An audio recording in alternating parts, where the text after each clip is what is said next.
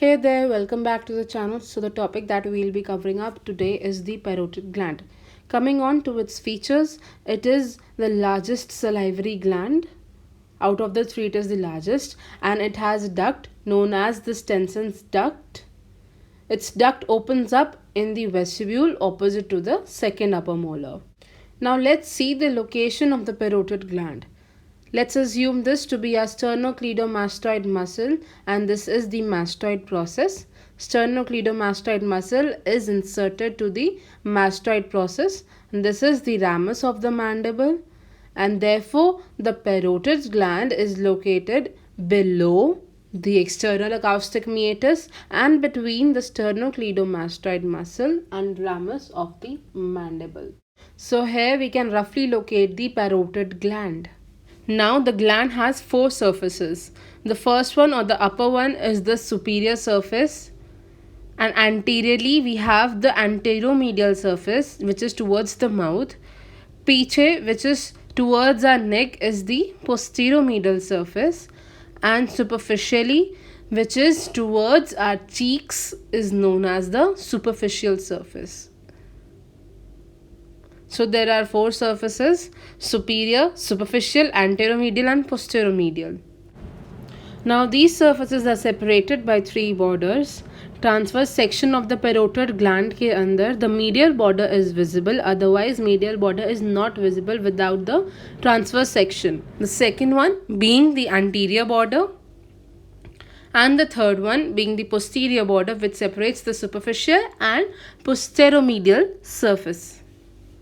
Now let's see the structures piercing the parotid gland. The artery that pierces the parotid gland is the external carotid artery. And now this external carotid artery gives off some branches in the parotid gland, and those are the posterior auricular artery, the maxillary artery, the superficial temporal artery, and the transverse facial artery. Now the vein which pierces the parotid gland is the retromandibular vein, which is the continuation of the superficial temporal vein, and it drains into the external jugular vein. And the nerve which pierces the parotid gland is the facial nerve, which leaves the stylomandibular foramen to enter the parotid gland and gives off its branches to the anteromedial surface. So this facial nerve emerges from the stylomandibular foramen and pierces the parotid gland exactly through the middle, making a plane known as the surgical plane. This plane makes the surgery of the parotid easy, as this plane can be used to avoid any injury to the facial nerve. But the facial nerve doesn't supply the parotid gland. Therefore, the parotid gland is supplied by the glossopharyngeal nerve, which is the cranial nerve number 9. Parotid gland is supplied by the glossopharyngeal nerve.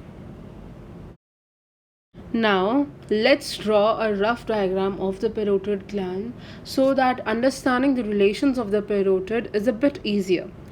Now let's assume this triangle to be the parotid gland, and the niche wala surface is the lateral surface, that means towards the cheeks, and this is the medial angle. This here is the facial nerve which crosses the parotid gland, and now we have some lymph nodes also present in the parotid gland. So lymph nodes deeper part of the parotid gland के अंदर कम होते हैं. They are less in number in the deeper part of the parotid gland than the superficial part of the parotid gland. यानी कि superficial part of the parotid gland के अंदर lymph nodes deeper part से ज़्यादा होते हैं. So this has a mastoid process at the posteromedial surface and the ramus of the mandible at the anteromedial surface. So this is the ramus of the mandible. Now posteromedially we have two muscles, the sternocleidomastoid muscle and the posterior belly of digastric, which are attached to the mastoid process. Also anteromedially the ramus is sandwiched between two muscles. This is the medial pterygoid, and superficially or laterally we have the masseter muscle attached to the ramus of the mandible. Now internally we have the external carotid artery and retromandibular vein as well. And also this here is the parotid duct, that is the Stenson's duct that is leaving the parotid gland. Now posteromedially a process known as the styloid process is present. Styloid process के साथ 3 muscles attached हैं. The 3 structures attached to it are number 1 stylohyoid, styloglossus and stylopharyngeus. तो ये तीनों muscles जो हैं these are posteromedially present. These are posteromedially present. Now medial angle पे pharynx is present. The superior constrictor muscles of the pharynx is present. At the medial angle our pharynx is present. And this Stenson's duct when leaves the parotid gland पहले masseter muscle को pierce करती है, फिर हल्का सा अंदर जाकर ये buccinator muscle को pierce करती है. This pierces the buccinator muscle. And then after piercing the buccinator muscle, further ये medial pterygoid muscle को pierce करती है and finally it reaches the vestibule opposite to the upper second molar. Now we see in this diagram, here we can see that anteriorly ramus of the mandible is present, which is sandwiched between two muscles, the masseter and the medial pterygoid. Then posteromedially mastoid process is present, which is also sandwiched between sternocleidomastoid and posterior belly of digastric. Now posteromedially styloid process is also present, जिसके साथ 3 structures, 3 muscles attached हैं. Pharynx is there in the medial angle and this internal carotid artery and internal jugular vein are present deep to the styloid process. This here is the cheek, that is the superficial surface covered with the skin, superficial fascia and parotid fascia.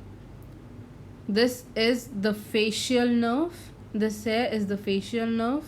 This vein is the retromandibular vein and this artery is the external carotid artery. And lastly, the skin over the parotid gland is supplied by the great auricular nerve. And बाकी जो भी nerve supply है, that is in the video of the otic ganglion. नीचे description box में it will be linked. Thank you for watching. Bye.